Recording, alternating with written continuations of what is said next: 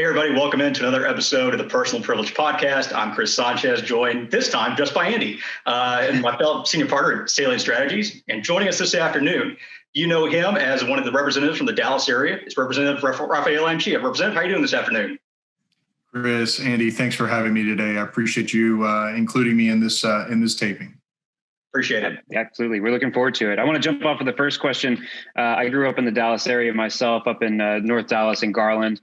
And I know Dallas has seen, especially, I graduated high school in 2000. So, it's grown a lot. It's changed a lot. Even since then, I remember downtown was basically just bank buildings that closed at 5 when I was growing up, and it wasn't very much fun to hang out at. You live in the Oak Cliff area with your family, and I know that area has had a ton of changes over the last, 20 or so years. What kind of growth and change have you seen since you've lived there?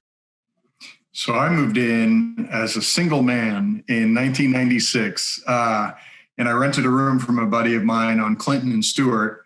And I didn't know Oak Cliff very well, to be candid with you. But one of my sort of public service mentors was a guy named Chris Simos. He served in the Texas House for 14 years or 16 years rather, and then was a county commissioner for 14 years. And, in fact, we named a school after him when I was on the school board. Just a terrific guy. And he said, hey, you got to get down here. The houses are beautiful. The topography is amazing. And it's been largely a forgotten part of Dallas. And so in 1996, Bishop Arts District was 2 restaurants. We had a greasy spoon called Jenny's Bishop Grill, where you could get an awesome chicken fried steak. And then there was a pizzeria called Vito's, which no longer exists. It's where Oddfellows is currently. But everything else was essentially boarded up. And so it wasn't until sort of the Mexican-American community adopted North Oak Cliff, and sort of made Jefferson Avenue kind of the Latino Main Street. And then the LGBTQ community moved in and double income, no kids, highly educated. Suddenly it was a catalyst for economic development. And that's been my real estate investment strategy ever since. Right. And it's really amazing. And so they began demanding, and then you had sort of legacy Oak Cliffers, especially in North Oak Cliff, that never left. And so that cocktail of creative people. We also had actors and teachers who could still afford to live down here. So highly educated, creative people that really became the economic development strategy. And it's changed. Now we are, a desired destination. People who can live anywhere in the Metroplex choose to live in North Oak Cliff. And the amount of investment that's occurring from sort of even outside of the Dallas Metroplex is astounding. There's an LA real estate developer that has bought up essentially everything from Bishop Arts down to Jefferson. You have other national groups that are developing multifamily, and in our investment firm, we've made pretty significant and early investments in North Oak Cliff as well. So we were proud to set the comps in North Oak Cliff for multifamily, because prior to our investments, there hadn't been any new multifamily investment in about 20 years or so. So we're really excited to be part of that renaissance, and it's really great to see. People who live in this neighborhood love the diversity, love the Mexican American community, love to be able to go to kind of a bougie restaurant one day and a taqueria the next day. The best mole in the Metroplex is down here in North Oak Cliff. So there's a lot to offer for everybody, and the transformation's been remarkable. So I'm a mole fan as well. What's your favorite type of mole? I'm a mole snob, man. I like Oaxacan mole. There's a mole down here at Veracruz restaurant called mole jiqueño, and that's my go-to. It's very chocolatey, herbaceous. It's really, really nice, and I highly recommend it. Excellent. That sounds fantastic, actually. Had a light lunch, so I'm ready to go for some mole.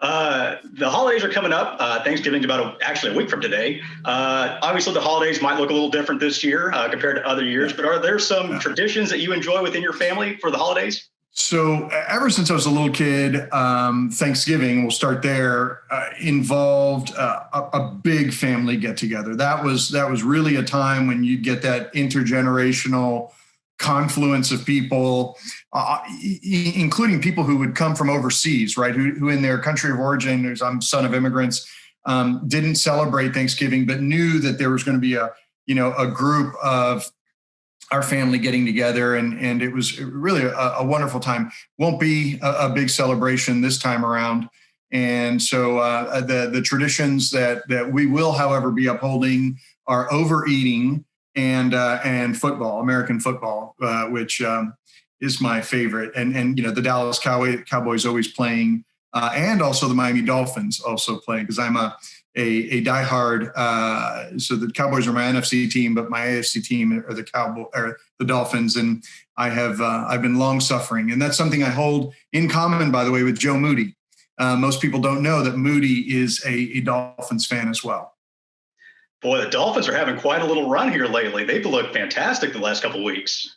The transformation's been remarkable, and I thought it was a big risk to go to Tua this early. I thought he'd benefit from kind of a redshirt year, but after a rough first game, he's looked pretty good. He reminds me of the Arizona quarterback, former Oklahoma Sooners quarterback, a lot, with his mobility and his ability to get rid of the ball. I mean, Kyler Murray has essentially single-handedly won me, or has me in first place in at least one of my fantasy football league.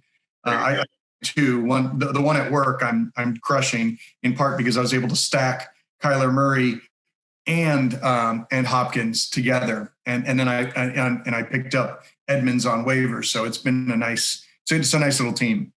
Well, I appreciate the Dolphins playing running backs every week, a different one. They've been keeping me afloat in our league, so I appreciate them for that.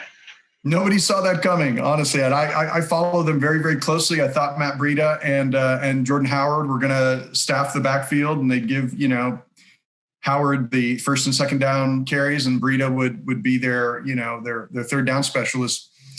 Gaskins outplayed both of them early on, and he's a guy that they picked up, I think, in the 5th round out of Washington. And now this new running back that they have that started last week and will start this week, also a University of Washington product. Who knew? Yeah, I picked Ahmed up this past week. Actually, I'm looking forward to him this weekend. Popular waiver claim. That's right. This week. I bet you all didn't think this taping was going to venture into the Miami Dolphins, running back by committee fantasy football talk. But you would be surprised how many. You'd be surprised how many of these go into football talk. Funny how that happens. So, Mr. Chairman, you're involved in a lot of professional activities. I was looking around trying to find some hobbies we could talk about. I'm glad we found football, but it seems like most of your hobbies are professional hobbies. You're chair of Malk, you're an attorney at Haynes and Boone, you're director of an investment firm, you're on the governing board at SMU. List goes way on from there even. So how do you manage work-life balance generally, and how has that shifted during the pandemic for you? I tell people that it's really there's no such thing as balance, and what you try to do is juggle a bunch of eggs in the air and allow the smallest number to break on the floor, and then you put some money away for therapy for your kids. The reality is there's no balance. I probably do too much. I've taken on too much. I got elected to the Dallas School Board when I was just turned 32. And so I've been doing elected public service for about 20 years. And I wouldn't change a thing, by the way. I would not change any of the decisions I made. I feel really good about where I am in my life, and fulfilling relationship, great relationship with the kiddos. They're turning out to be good human organisms.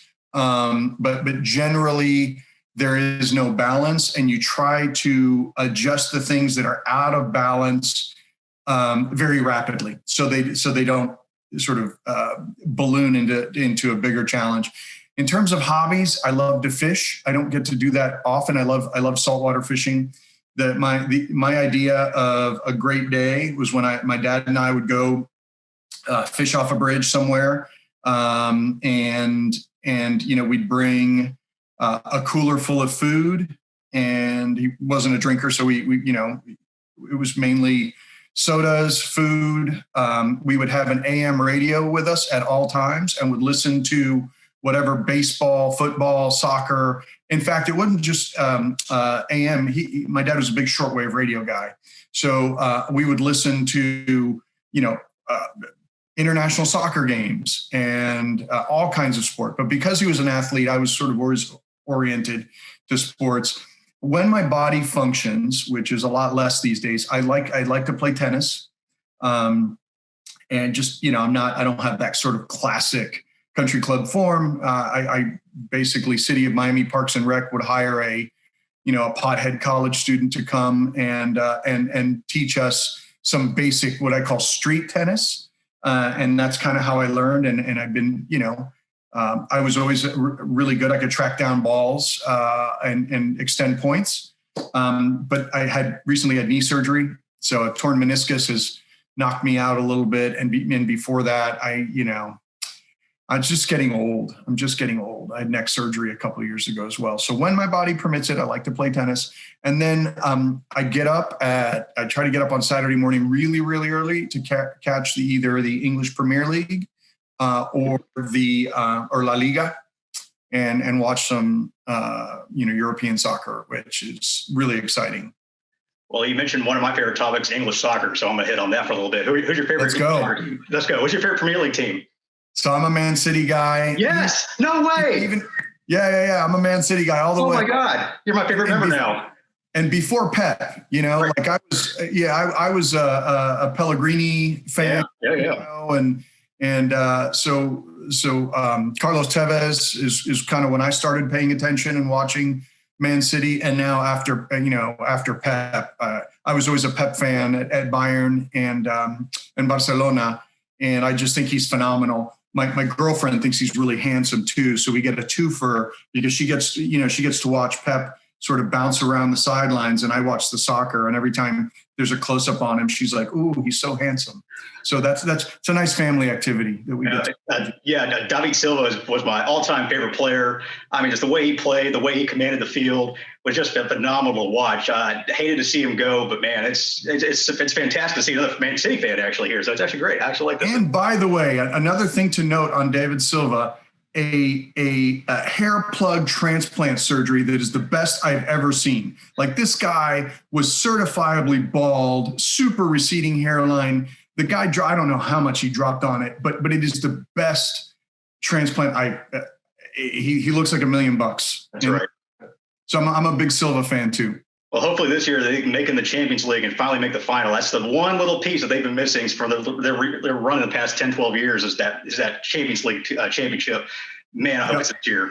I hope so too. It's exciting. I love watching beautiful soccer. I was a big, I loved watching Barcelona in the Spanish league, although our home region teams are Eibar and Atlético de Bilbao. That's kind of in the province that my dad's from. And in the Mexican league, I always root for Tigres. I used to teach at the Universidad Autónoma de Nuevo León in Monterrey. I used to do a class there on NAFTA and what was then known as GAT on a trimester basis. So I'd fly down and, lecture all afternoon on Fridays and Saturdays all morning. And it was sort of a seminar, but I got to really like the Tigres at that point. So I kind of root for them. There you go. Well-rounded in your soccer fandom. I like that. Kind of bring things back to the Capitol. You're entering your 9th session upcoming in January. Do you remember your welcome to the legislature moment as a incoming member? Oh gosh. So yeah, 9 sessions. It's hard to believe. I still feel like one of the new guys, although I'll be in the top 20 in seniority, which just blows my mind. It feels like it's gone really, really quickly. So I didn't know what I didn't know. Like I thought I knew, but I didn't know. I had no idea. I was on the school board, so I thought, hey, I know, school policy, but it was a whole different world. And there were a couple of members who took a great interest in me early on both sides of the aisle, which was a breath of fresh air. Really, really nice. It's like Jim Pitts was awesome with me from the very, very beginning. And he helped me get this an appropriations rider pass. I think I even passed it on third reading, which is unheard of these days, right? Like, and it was a really meaningful appropriations rider that created the Paranate and Prenate program that we have under CHIP that persists to this day. And it was all because he took an interest in a freshman member. Bert Solomons, most people know him as somebody super duper cranky and grumpy, like this grumpy old guy, curmudgeon. He was awesome with me, awesome. We were frequently on the same flight back and forth to Austin together. And he would say, okay, this is what you think you see on the House floor, but this is what you need to pay attention to. You need to look at who's up at the dais. And if this guy's up at the dais, that means something that means the following is happening. You don't always have to follow the debate on the House floor. Follow the movement, of certain members. And it was a terrific education. And then on the Democratic side, I mean, Pete Gallego took me under his wing early on. Was great to me, and I'm forever indebted. There were other Democratic members. I mean, that's back when we had East Texas and West Texas Democrats. And, so I got to serve one session with Pete Blaney when he was no longer speaker. And that was really great because we all sat closely together and he would say, hey, I know you really want to go to the back mic right now. And I know you're going to do a really good job. He's just a great guy. He's like, but tap the brakes. Don't go to the back mic on this one as a freshman. Okay. Just take it easy.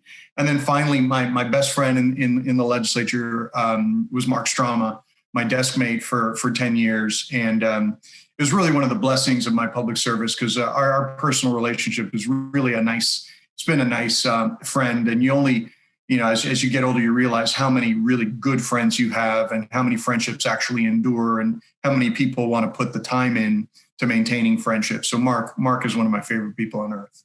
Well, Mr. Chairman, we really do appreciate you coming on this afternoon. Best of luck to your Dolphins and best of luck to our Man City. Hopefully we can bring home a European championship this year. And come on, City. Let's what you got. Let's win the Champions League.